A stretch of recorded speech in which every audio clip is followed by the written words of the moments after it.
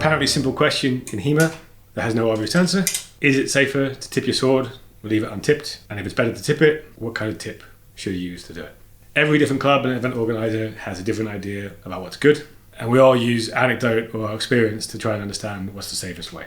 We are proposing a HEMA first, performing some empirical tests in order to assess the different risks involved in tipping your sword and make recommendations to improve HEMA safety across the globe. We have a team of 4 people that come to this with a diverse range of skills and backgrounds, but mostly we're all HEMAists, we all fence, we all like to hit our friends with swords, and we want to keep doing that for many years to come safely. I'm Jamie McKeever, I'm the project lead. I've been doing HEMA for about 9.5 years, as well as fencing and competing in pretty much every single weapon. I co-founded the London Historical Fencing Club, where I've taught for the last 7 years. I've run the Wessex League series of tournaments since 2018. Every day I have to make decisions about what HEMA kit I consider safe enough, and I need to make sure that that is the right decision based upon evidence, which is the reason why I decided to start this project up. Hi, my name's Alex. My pronouns are he, him. I'm the consultant scientist and the data analyst for this project. My name is Kelsey. Pronouns are she, her, and I'm going to be the project manager and the editor on this project. My name is Mads, my pronouns are they, them, and I'm going to be the project's videographer. The reason no one can agree about this is that there are 2 different risks we're trying to manage. On the one hand, narrow points create high pressure when they hit skin, so there's a risk that we're worried about puncturing skin by hitting it directly with a sword. So a lot of people say that you should have a soft tip and get rid of the risk that you're going to puncture someone's skin. But doing this interacts badly with our safety equipment, specifically masks, which are shaped in order to deflect a sword. That same soft tip against a mask sticks to the mask, where a metal tip would have just skipped off. So by putting a soft tip on, we've reduced the risk of puncturing skin, but we've increased the risk of a sword pushing a head back and potentially causing a concussion, or a mask to hit a face causing waffling. While both of these risks are real, no one's ever tested to see what degree different styles of tip affect each risk, and no one's ever tested a wide range of tips to understand whether there's any option which mitigates both risks effectively to keep us fencing safely.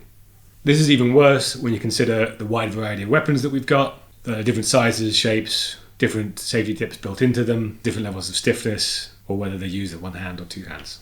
In terms of experiment design, we've come up with 2 tests that let us measure these risks and compare different options. Test number 1 involves using accelerometers to strike a movable target with a fencing mask on it, and by looking at how much the speed of the sword corresponds to the acceleration on the mask, we can tell how much force would have been transferred to the fencer's head. The second test involves dropping a sword in a controlled drop on a ballistic gel target. Ballistic gel is used as an analogue for human flesh in testing firearms. By seeing if and how far the striking implement penetrates the gel, we can understand and quantify the risk of puncturing skin. Stretch experiments could also be done with the same equipment. For example, if we're testing the effect of different protection, for example, 350 Newton rated fabric versus 800 Newton rated fabric, if these results transfer evenly across weapon types, or even looking at the effect of different weapons and mask covers on cuts rather than thrusts.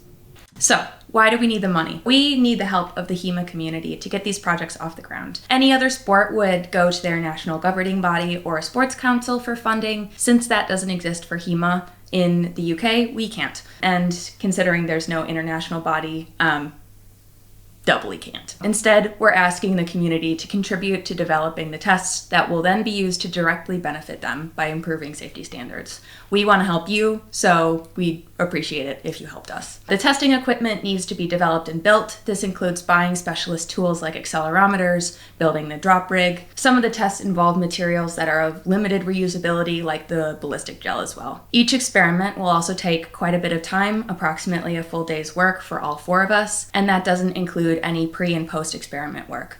As we all much rather be playing with swords rather than sciencing them, compensation for our time seems somewhat reasonable. The funding we're asking for is to cover all of these costs. Depending on how much money we raise, we aim to do several of the stretch experiments as well as the core plan. We aim to publish our findings in 2 significant ways. First, we're going to have a full paper that's going to detail the experiment process, the design, our results, and the details around the project's parameters so that it can be replicable in the future by anybody else who might want to do a similar experiment. We will also be publishing a full video in which we show all the details of the experiment and go into a full data analysis. So, what will you get for backing this project? Every person who backs this project is going to get early access to our findings as a thank you for contributing. Any higher tier backers will be able to have input into the stretch goals that we have for our experiment. So you'll be able to contribute to a poll to decide where our funding will go next. Higher tier backers will also be able to receive a digital package in which we will create memes, behind the scenes clips, and other fun stuff as a thank you for contributing. Thank you so much for watching. We think this experiment will give us some important insights that help keep HEMA safe, and we hope that you do too.